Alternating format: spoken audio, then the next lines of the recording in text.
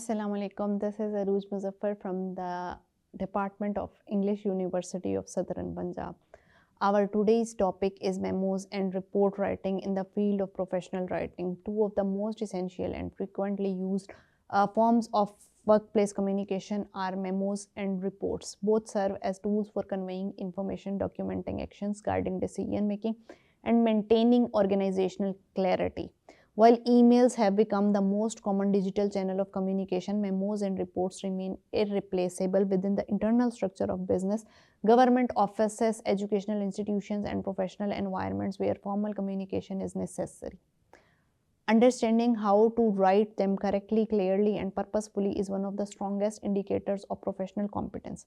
As a result, the students of functional English or professional writing are trained rigorously in these forms so that they can use their knowledge where precision in real life situation can be applied. The following points and the following techniques that can be applied to make the writing of the students of the subject functional English are the points where the purpose, structure, and stylistic expectations before moving on to the comprehensive discussion of report writing, including the types of reports, the elements of a standard report, the logic behind each situation, and the rhetorical strategies that make reports effective are going to be discussed into this lecture. A memo, which is the short form of memorandum, is one of the most widely used forms of internal written communication. While emails can be addressed internally and externally, memos can generally intended for communication within an organization. They serve the purpose of informing employees, reminding staff for responsibilities, and announcing changes in policy, documenting procedures, or requesting for actions. A memo is which is typically a concise and formal or straight and to the point perspective of a message, unlike a letter, which addresses the reader with greetings and sign offs or something which is of a different structure. A memo follows a factual, impersonal style because its focus is not on courtesy but on clarity and record keeping. Memos are often archived for future reference and used as evidence that a particular instruction, announcement, or decision was formally communicated to employees. Therefore, the language of memos avoid emotional expression, subjective opinions, or flowery writing. Instead, it emphasizes directness, precision, and functionality. The format of a memo is one of its most distinct feature. At top of every memo, one finds standardized heading segment that includes four key labels to from, date, and subject. These headings ensure that the message is immediately identifiable in terms of sender, receiver, timeline, and purpose. The two line identifies the individuals to departments for whom the memo is intended, while the from line indicates the person issuing the memo. Usually, someone is a position who is in a position of authority, such as a manager, director, or coordinator. The date line documents when the memo was written or issued, which is essential for filing the record keeping. The subject line summarizes the purpose of the memo is in a phrase that reflects the core content. For example, like revision for office timings, safety instructions for laboratory. A subject line is short but precise because it informs the reader immediately about the topic. After the heading segment, comes the body of the memo. Although the structure may vary slightly depending on organizational culture, most memos follow a logical pattern: an opening segment, a discussion or explanation segment, or a concluding action, where the opening segment states the purpose of memo in one or two clear sentences. It answers the question, why is the memo being written? The discussion segment elaborates the details. This may include explanation, background information, reasons behind a decision, steps to be taken, instructions, and contextual information may be necessary for the reader to understand the memo. The final segment, often called the closing or action section, states what the reader is expected to do. This includes deadline, instructions for compliance, acknowledgement requirements, or reminders for future meetings or tasks. The memo ends without salutation. Instead, some organizations include initials or signatures beside the speaker's or the sender's name, while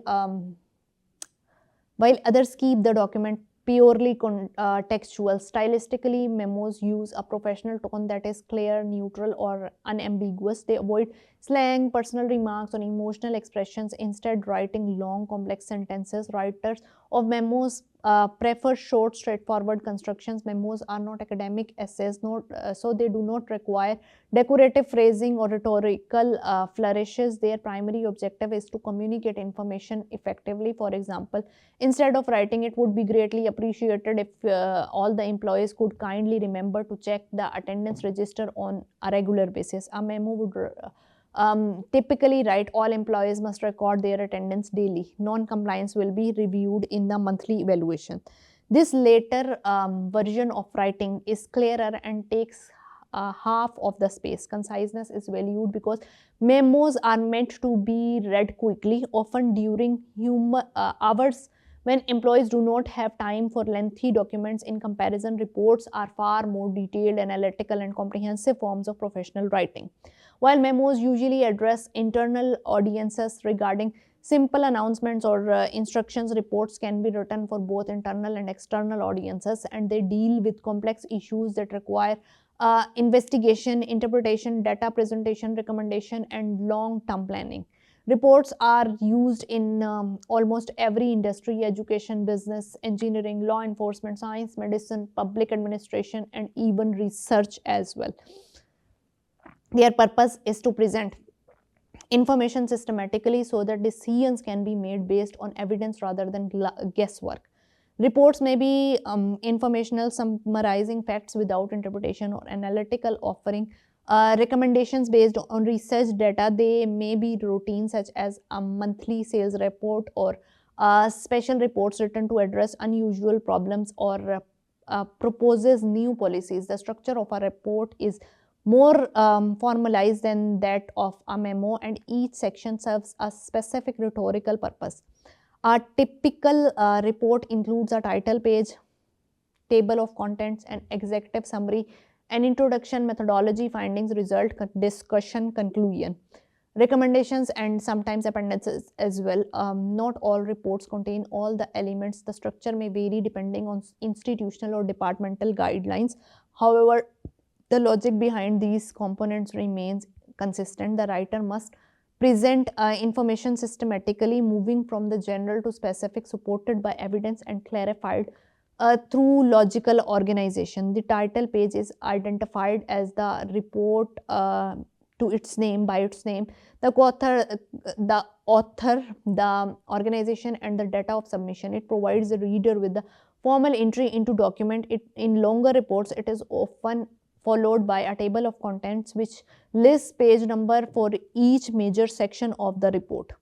This helps readers navigate the report quickly, especially when only certain sections are relevant to their needs. One of the most important sections of a report is the executive summary, sometimes known as abstract. Unlike introduction, it sets up the topic, The executive summary provides a condensed overview of the entire report, its purpose, scope, findings, conclusions, and recommendations.